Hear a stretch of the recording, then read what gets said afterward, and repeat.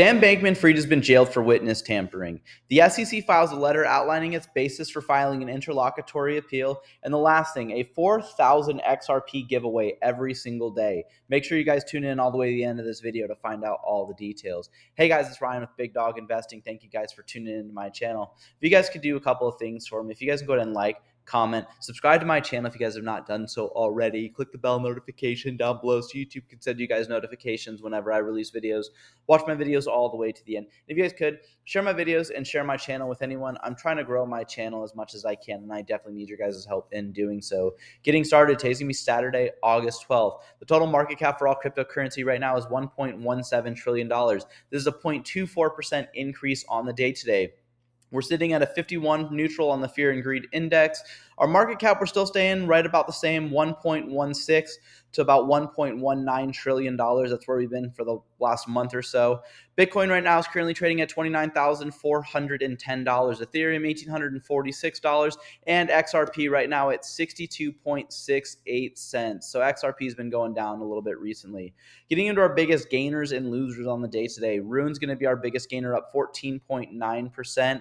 Pepe and XRD up 7.8%. And then we got ApeCoin up 6.5%. Biggest losers. Hex is going to be our biggest loser by a lot, 11.9%. This is, again, going on with their lawsuit with their CEO/founder of the Hex token. Getting into some news, though, the House Oversight Committee has identified over $20 million in payments from foreign sources to the Bidens and their associates. So you guys can read their little press conference that they released right here, their little statement. Biden has asked Congress for an additional $24 billion for Ukraine. This little commercial or comic book strip right here is kind of funny. Grandpa, could you tell me the three numbers on the back of the card? You know, we've been sending over, I think, $113 billion so far right now to Ukraine. And then we have this additional ask of $24 billion. We'll see what happens when Congress comes back from recess. U.S. Senator Feinstein hospitalized after tripping. So we've seen a lot of recent health scares.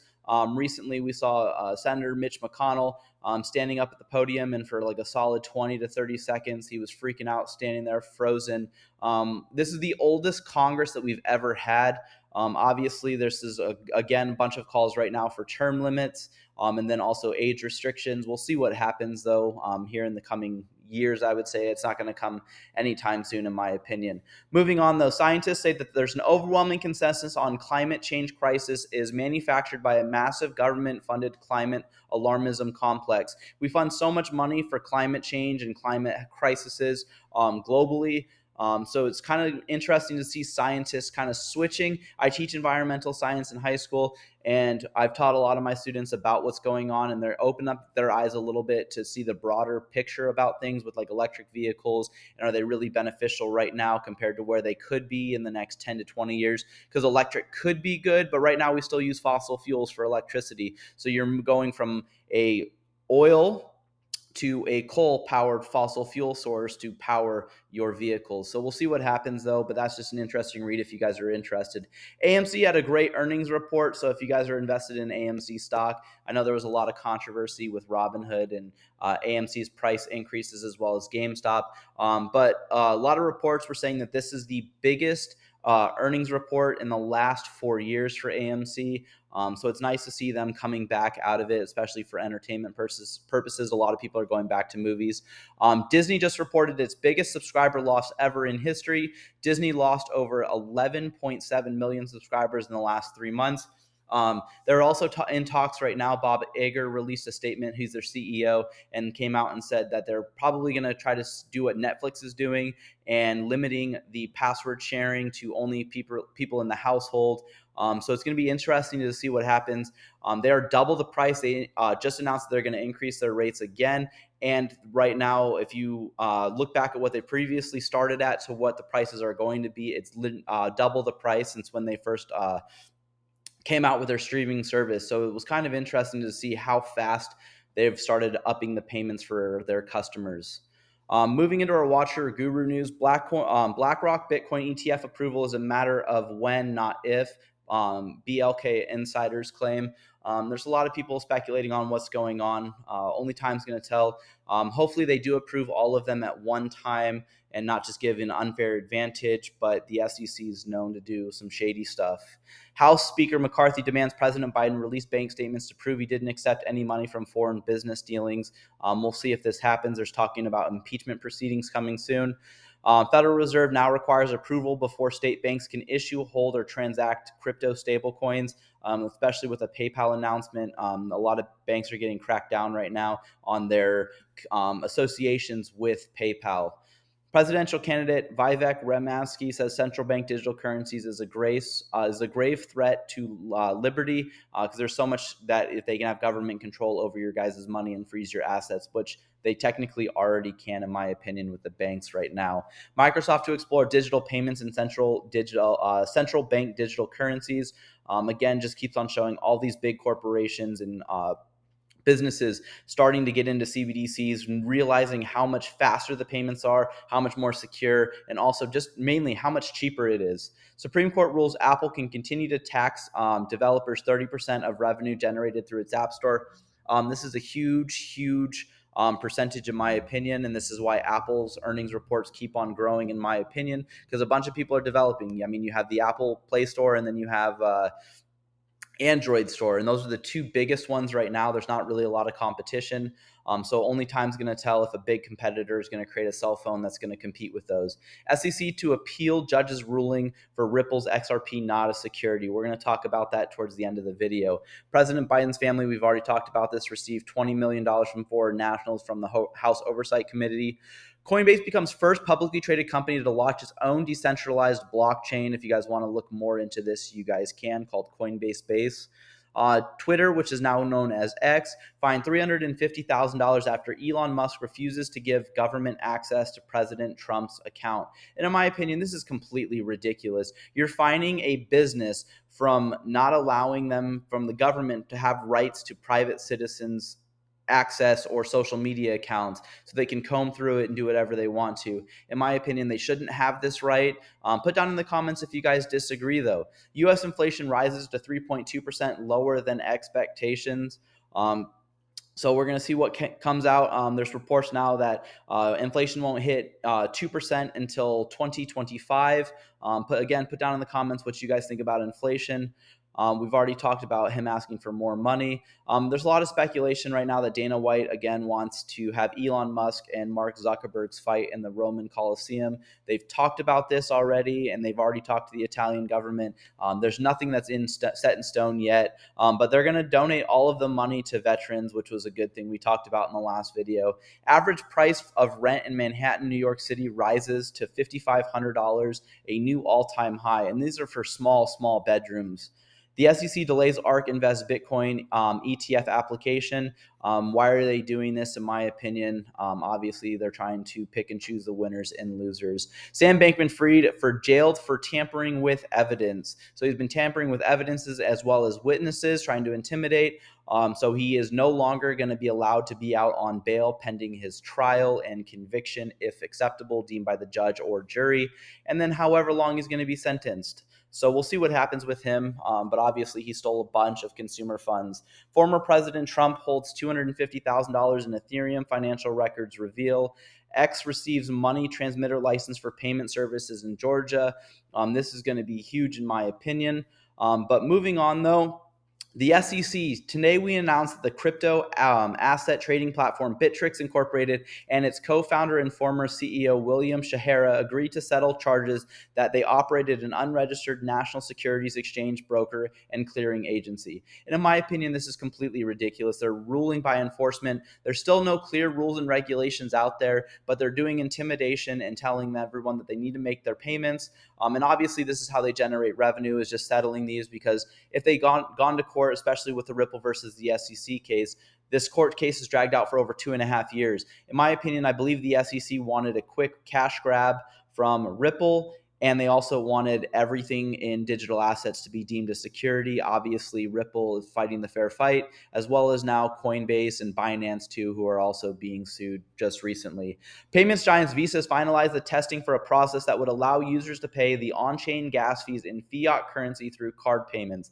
In my opinion, this is just ridiculous. You're going to pay your gas fees in Ethereum, which is ridiculously high to begin with, using your guys' fiat currency. Aren't we supposed to be moving away from this? And in my opinion, again, no financial advice. I hate the Ethereum network. You shouldn't have to pay $40 in fees to just give someone 20 bucks. But that's what their Ethereum gas fees are doing, just depending on when you guys use it and how fast or how congested the network is for those payments. Bullish for Hbar though. Mason Versluis, Crypto Mason, says Hbar was literally mentioned by the White House in their press release back in March. Now in August, they appoint a former White House employee. This is huge in my opinion. I definitely agree. I like Hbar. And they also just reached 17 billion transactions and counting. Obviously, they're just dominating the cryptocurrency environment, in my opinion. Put down in the comments if you guys like Hbar. Moving on, though, Zach Rector comes out and says that he had the CEO of an Uphold on the show today. Interview will air at 5 p.m. Pacific Standard Time. It is out right now. This was 2 days ago. I have not listened to this interview yet. I've been super busy, so I can't comment on it. Next video, I will. But this is really big news. Obviously, Uphold was one of the only exchanges currently holding XRP throughout the lawsuit. Cowboy Crypto. I was actually in this.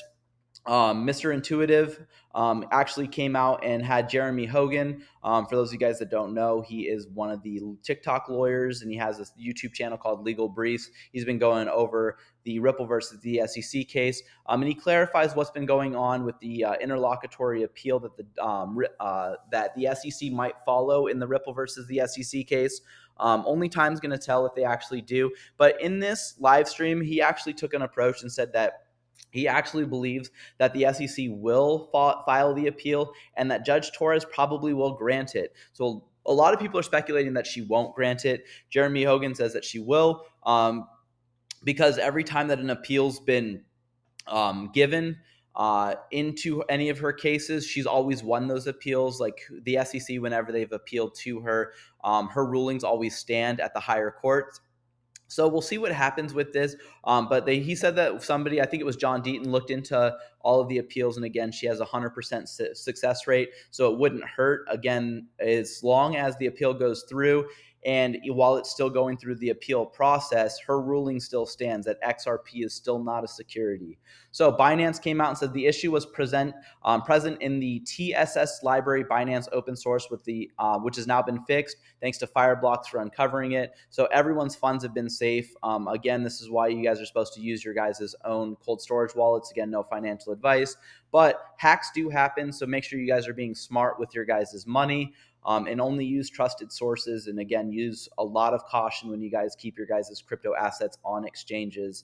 But he also says that he does, CZ came out and said that he does like cold storage wallets, but you have to be well versed in cryptocurrency to do it. Gemini has announced some exciting news. They have now listed XRP and it's available for deposits on their platform. This is really huge news. And they're also giving away 4,000 XRP every single day at 3 p.m. Eastern Standard Time. So since I'm on the West Coast, I'm in Arizona. This is now a 12 p.m. my time. And what's going to happen is for this, everyone has a Gemini account. Obviously, I don't think you have to have any XRP in there. But what you do is you log in really quick into their exchange or their Twitter or X, sorry. And what you're going to do is you're going to list your email really fast because there's going to be a bunch of people doing it, and you're going to get 20 XRP tokens if you're one of the first ones to do it. And it's every single day it launches. Try to check your guys' time zones to see where you guys are at. So if you guys are on the East Coast, you're going to log in at 3 p.m. If you guys are on the West Coast, you guys are going to log in at noon every single day, and hurry up and try to put in your email address as fast as possible. And it's a free 20 XRP tokens. There was a glitch on Gemini which brought the price of the XRP token to exactly $50. There's a lot of speculation that this was manufactured by Gemini to try to bring news and awareness to their exchange. That's what I agree with. But they also said that there were reports that is actually true, that they brought in a bunch of those. transactions and due to a huge order that was placed by somebody. It's an unknown source. That's what drove the price up. But it was only on Gemini that price actually reflected. CoinMarketCap, Coinbase, Binance, none of those exchanges had anywhere near that price. They were all still trading in the 60-cent range. Ripple joins the BIS task force, which is the Bank of International Settlements. Oh, and XRP is not a security, so there's that too. So we have right here Ripple joining the BIS, Bank of International Settlements Task Force. They've already been on BIS prior, but with some huge exciting news that China has partnered with the Bank of International Settlements to create mBridge, a digital payment system that completely bypasses SWIFT and US banks. So what token are they going to use? There's speculation again, obviously the XRP token, but only time's going to tell with that. But with this rumors, that's really huge. And if it does play out, again, no financial advice, but it could drive the price of the XRP token up.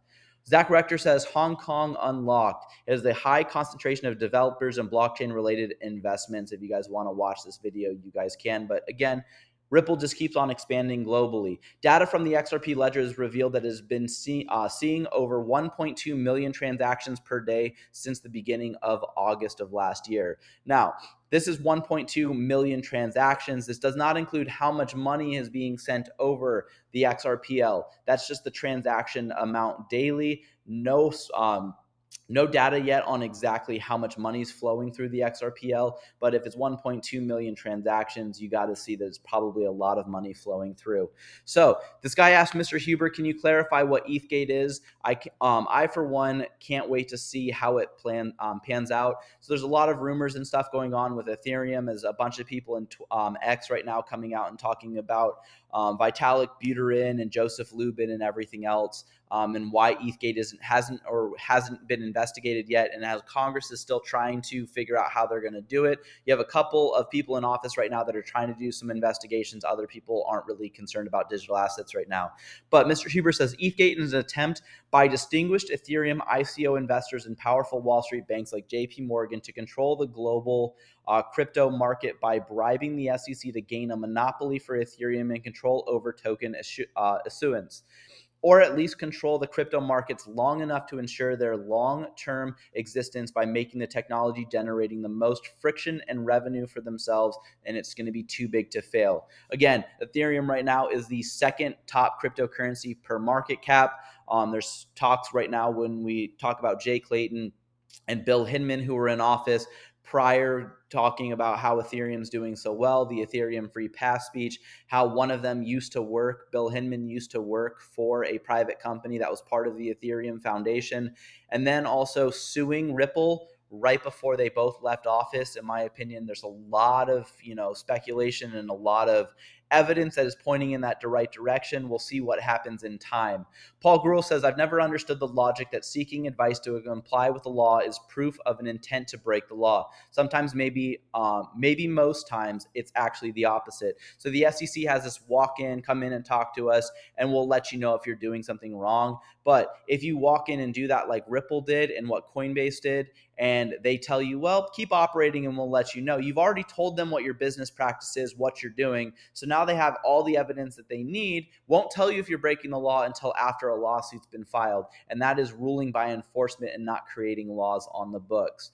Right here, Blockchain Assassin and Crypto Council filed a brief with Progress Chambers and the CTA Tech supporting Coinbase against the SEC. So they filed an amicus brief, just like Ripple versus the SEC. There was a bunch that filed amicus briefs, and the Chamber of Digital Commerce also filed an amicus brief in this court case as well.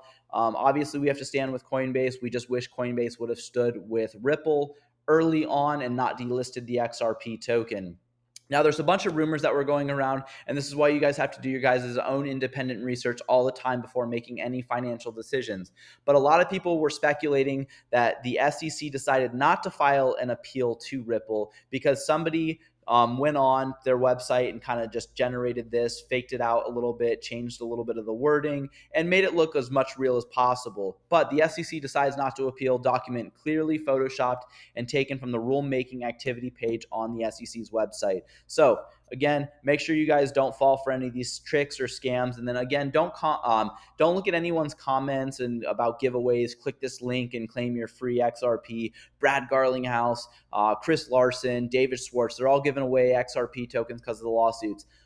Those are all scams. All scams. I'm just going to be blatant about it. They're all scams. Not one person is giving away free XRP tokens because the lawsuit ended. Obviously, this is just a forewarning for you guys. Keep your guys' crypto assets secure. So, Judge Torres has issued a pre-trial scheduling order saying that the court will seek to schedule a trial by jury for the second quarter of 2024. So, if you guys want to, here is the little trial order right here. And again, all of this can be taken away at any time if Ripple and the SEC decide to settle this court case. So if the appeal doesn't go through, the judge denies it, the SEC has really no leg to stand on, so they might go for an appeal. Or what they could do is they could try to gain an upper hand if Judge Torres agrees to an appeal. Doesn't mean her ruling is wrong. She just wants further clarification that she's right, because so far she's always been right. But that gives a little bit more for the SEC's wiggle room on how much money they might be able to get out of Ripple. So this, in my opinion, is not in order saying that they're going to be going to trial, but it says that there is a possibility.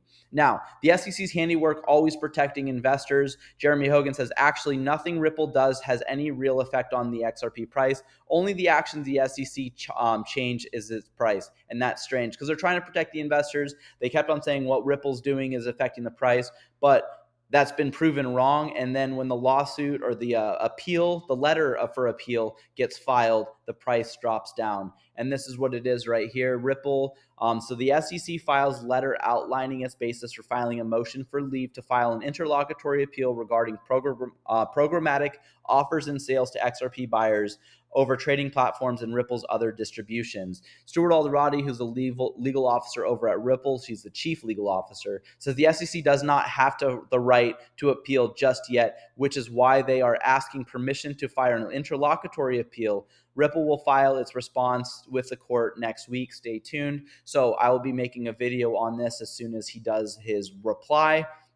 And then also, from everything that we've learned in the interlocutory appeals from the brilliant legal minds in the space, they are probably notorious strictly to get approved. And then it says, we all know Judge Torres feels about the SEC, so do you think that she will approve the SEC's Ripple's appeal? And Eleanor Trett says, don't forget that it was actually Judge Netburn, who was under Judge Torres, who said that the SEC wasn't showing a faithful allegiance to the law. And she said that in court. So that's kind of big news. Now, the SEC has filed a letter of intent to request. If you guys want to read it, you guys can. It is right here. And the last thing that we are going to go over is Jeremy Hogan's take on it. After this motion by James K. Filan, after he posted it, he says, and the SEC continues making questionable decisions, requesting an interlocutory appeal. Note that it is not appealing whether XRP itself is a security. It's just the losses on the programmatic and individual sale issuers. So when Ripple sells it as a programmatic sale or to individual investors. And then Moon Lambo says the Torres ruling on XRP programmatic sales is what led the XRP being not a security and cryptocurrency exchanges relisting. Isn't challenging programmatic sales in the functions equivalent to challenging a non-security status of XRP? I need an adult. Now, Bill Morgan says, no, it is not. What many missed in the Torres decision was not that just she found that XRP itself was not a security, but she referred to the SEC versus Telegram case, amongst others, and found digital assets such as the Gram token are commodities. So it shows right here, in each of these cases, the subject of investment contract was a standalone commodity. Crypto Law says, it's in simple language, no need to freak out. He says the price is the piece I am still missing is the SEC is challenging programmatic sales. If all programmatic sales are found to be securities, and this impacts secondary markets tremendously, which is what me and you probably buy off of exchanges, isn't the functional equivalent of XRP being security is such a hypothetical? And Crypto Law says, no, Judge Torres reminded us all that there is no functional equivalence under the law. The Howey factors are clear. They are about offers and sales, period, not the asset itself. The embodiment theory was just as dumb as the attorney-client privilege argument over the Hinman speech.